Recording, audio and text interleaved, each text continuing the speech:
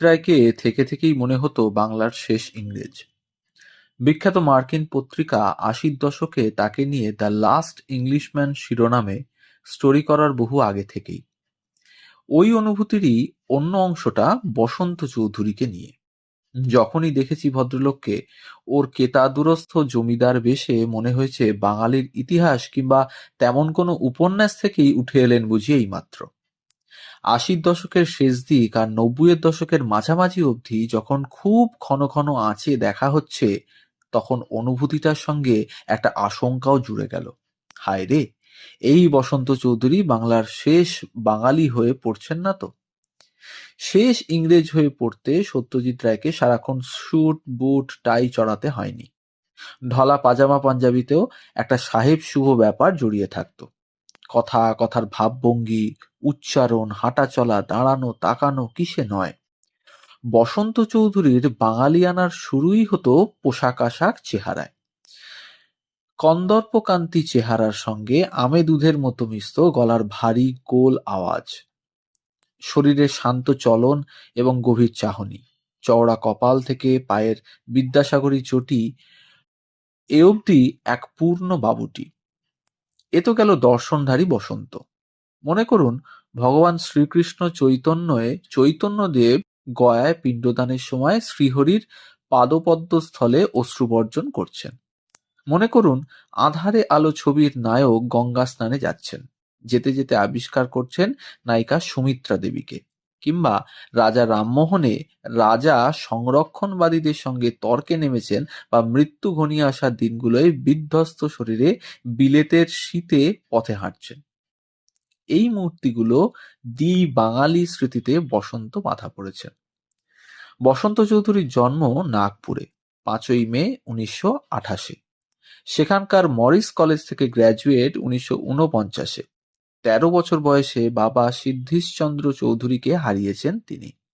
মা কমলা ও ভাই প্রশান্তকে নিয়ে পিতৃবিয়োগের পর নিজের ভবিষ্যৎ জীবন কেমন হবে তা নিয়ে ভাষা ভাষা কিছু স্বাধীন ভাবনা ভিড় করত মনে। তাই বেরিয়ে পড়েছিলেন নিজের স্বপ্নকে সত্যি করা যায় কিনা বাজিয়ে দেখতে। কলকাতা শহরের কাউকেই তিনি তেমন চিনতেন না, যদিও হাওড়ার আন্দুলে ছিল তাদের দত্ত চৌধুরী জমিদার বংশের ভিটেবাড়ি। এক ডাকে সেই পরিবারকে চেনে সারা বাংলা। রামশরণ দত্তর বংশধর ঈশানচন্দ্রের পুত্র অপূর্ব কৃষ্ণ দত্ত চৌধুরী দত্ত পদবী ব্যবহার করতেন না।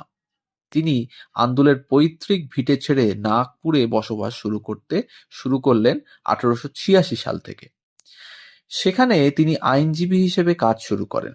তার পুত্র ফণীভূষণ আর এই ফণীভূষণেরই ছেলে সিদ্ধিশচন্দ্র। বসন্ত চৌধুরী অবশ্য কাউকে জানতেও দেননি তার বংশ পরিচয়। তার তখন একটাই পরিচয়, অভিনেতা। কলকাতার বউবাজারে বন্ধু রবি দে চাকরি করতেন একটি ল্যাবরেটরিতে। তিনি সেই ল্যাবরেটরির অফিস ঘরের একটি টেবিলে রাতে বসন্তের শোয়ার ব্যবস্থা করে দিয়েছিলেন।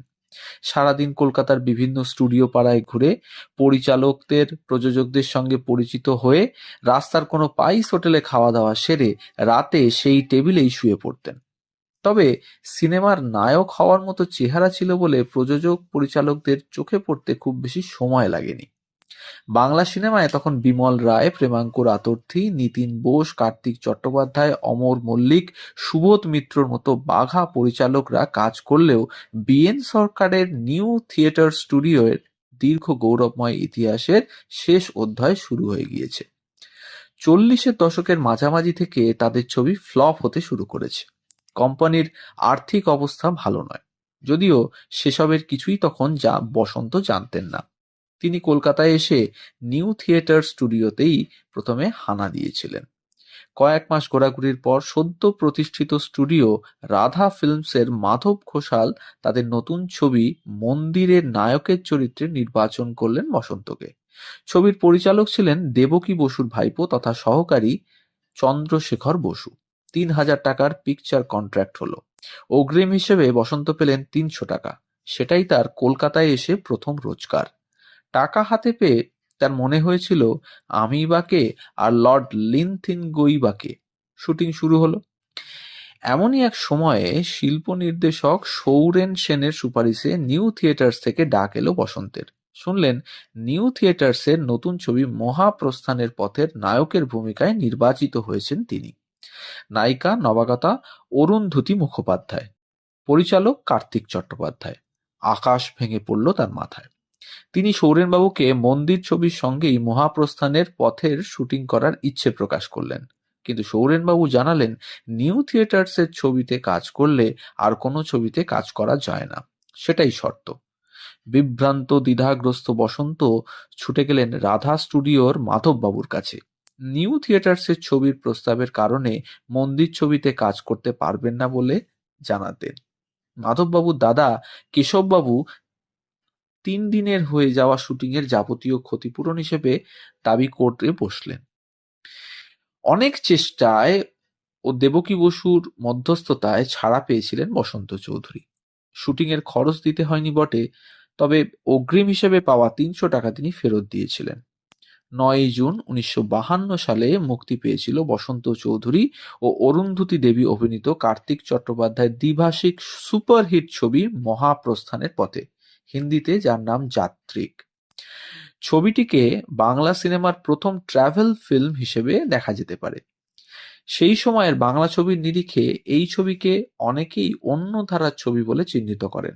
1954-তে নীরেন লাহিড়ীর যদুভট্টতে বসন্ত পার্শ্ব চরিত্র, কিন্তু 1955 সালে তার 4টি ছবি মুক্তি পেয়েছিল: দুজনায়, ভালোবাসা, দেবী মালিনী ও অপরাধী। এর মধ্যে কেবল দেবকী বসুর ভালোবাসা ছবিতে সুচিত্রা সেন আছেন নায়িকা হিসেবে। বেশ বোঝা যায় বসন্ত চৌধুরীকে ঘিরে সাময়িক একটা আগ্রহ পরিচালকদের মধ্যে তৈরি হয়েছিল বটে, তবে এই পর্বটি ছিল খুবই ক্ষণস্থায়ী। অদ্ভুত কিছু ঘটনাক্রমের কারণে বসন্ত চৌধুরী বাংলা সিনেমায় স্টার নয়, আভিজাত্যে ভরা এক অভিনেতা হিসেবে মান্যতা পেয়েছিলেন।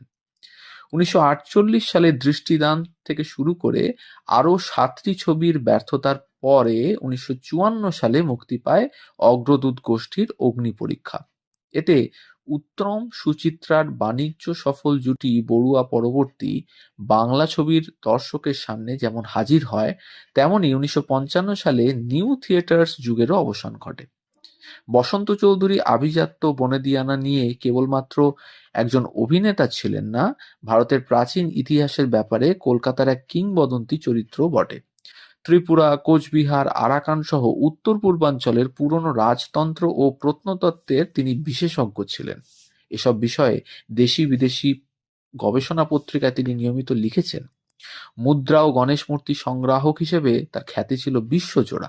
দুর্লভ ও প্রাচীন গণেশ মূর্তি সংগ্রহের জন্য চষে বেরিয়েছেন সারা ভারতবর্ষ। চট্টগ্রাম, মায়ানমার, নেপালকেও বাদ দেননি। তার প্রাচীন মুদ্রার সংগ্রহ দেখতে ইতিহাসের প্রখ্যাত অধ্যাপক নিহার রঞ্জন রায় নিজে এসেছিলেন তার বাড়িতে। মৃত্যুর কিছুদিন আগে বসন্ত চৌধুরী তার বহুমূল্য শখানেক গণেশ মূর্তির সংগ্রহ ভারতীয় জাদুঘরে দান করে যান, যা বিক্রি করলে তিনি কোটি কোটি টাকা পেতে পারতেন। 20 জুন 2000 সালে তিনি কলকাতায় পরলোক গমন করেন। এই ছিল আজকের গল্প বসন্ত চৌধুরীকে নিয়ে। আমাদের গল্প যদি আপনাদের ভালো লেগে থাকে তাহলে পরবর্তী ভিডিওটি পাওয়ার জন্য অবশ্যই আমাদের চ্যানেলটিকে সাবস্ক্রাইব করুন এবং বেল আইকনটিতে প্রেস করে রাখুন। কমেন্টের মাধ্যমে জানান কিরকম লাগছে। সবাই ভালো থাকুন।